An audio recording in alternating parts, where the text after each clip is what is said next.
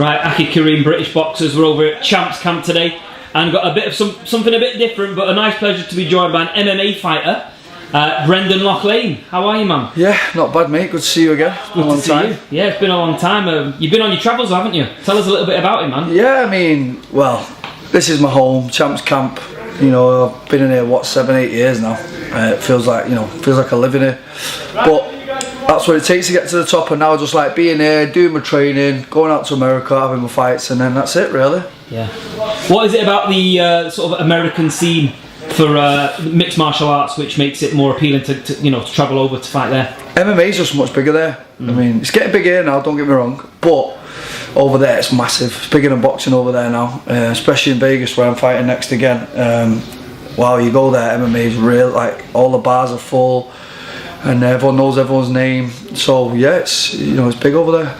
Now, forgive my ignorance, because obviously we're a boxing channel, but I have been following a bit of your story recently. It caused a bit of commotion, haven't you? I mean, going over there and fighting for this UFC contract, and it didn't pan out the way you thought it was going to pan out. Can you tell us a little bit about that? I'm now known as the 10-second man.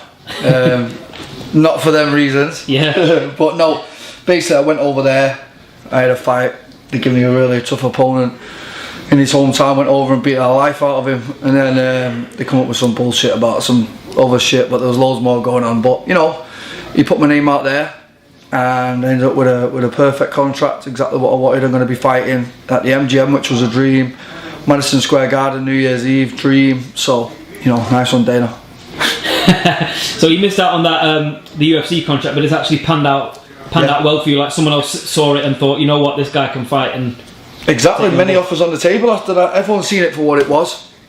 I'm the best fighter in Britain. The record speaks for itself. And then I went out there and I just dismantled my opponent. Did everything I was supposed to do.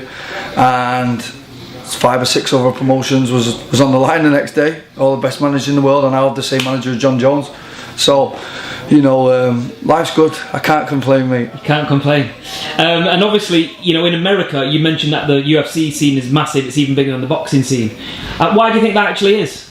I mean, that's where it originated, for one. For two, don't forget this sport's only 25 years old. I mean, when you think of boxing, how old is boxing? It's generations. Generations old, wrestling, generations. MMA is very new. It was born in America. Las Vegas has took it by its scrub of its neck, and that's where the hub is now. When I was out there, the buzz was amazing, and I'm looking forward to going back. 9 more weeks and back out there.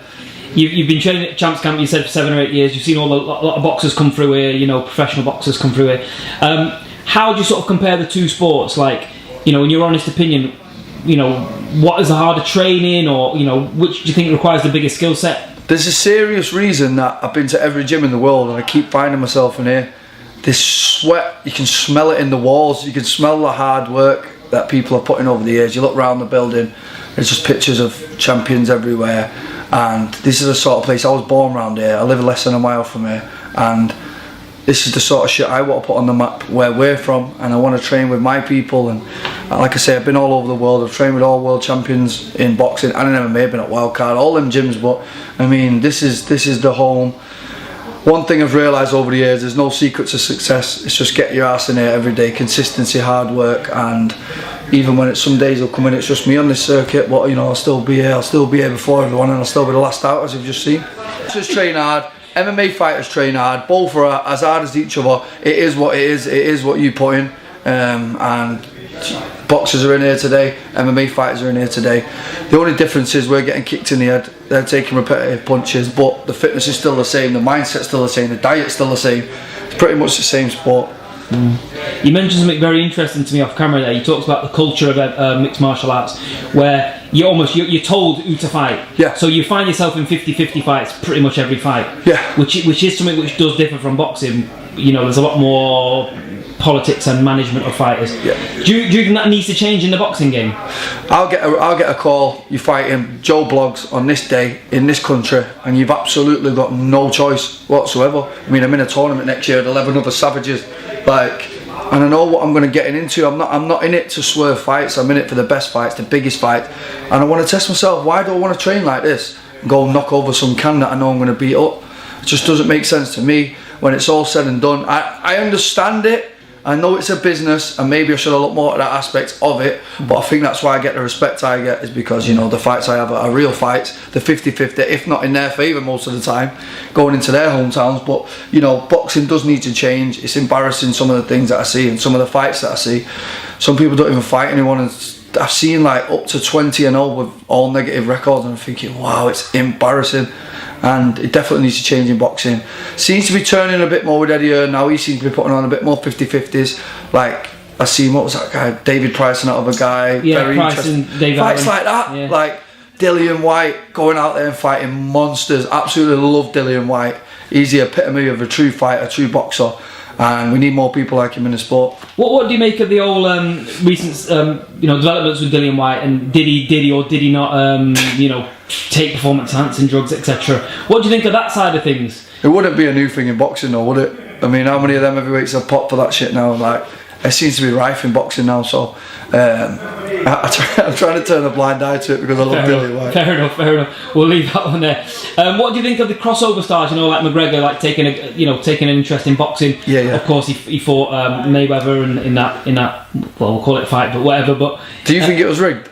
I don't think it was rigged, but I think Mayweather. Do you think they actually fought? I think they actually fought, but I think Mayweather could have. I think he was carrying him. Everyone, there's loads of rumours. Oh, it was rigged, and I don't think it was. I think he went and had a real fight with him. Yeah. And he gave it his best go. He done well in the first few rounds, didn't he? I think he did really well. He did, yeah. It's very hard for us to transition over to a 12-round fight. Yeah. We're used to doing 3 rounds. Yeah. Although it be 5 minutes, 12 rounds of boxing is a serious amount of time in that ring against a seasoned professional. I mean, the best ever. Let's get it right. One of them anyway. And I think McGregor did great. I think Venom Page is boxing now. Jack McGann. There's a few now moving over. Would have loved to give it me and myself, but this massive contract come on the table, and it definitely was on the table to box after that last fight, but money was too good in MMA right now. So when does this contract start? How do people from the UK watch you and get on board with your career? So I'm fighting Professional Fighters League. I'll enter a tournament for $1 million next year. I have 2 fights this year. They're just prelim fights. I'm fighting October 11th at the MGM in Las Vegas. Then I'll fight New Year's Eve, Madison Square Garden in New York. And then next year I will enter the real tournament with 11 other guys from all over the world, and we'll fight out for $1 million. So yeah, it's exciting times ahead.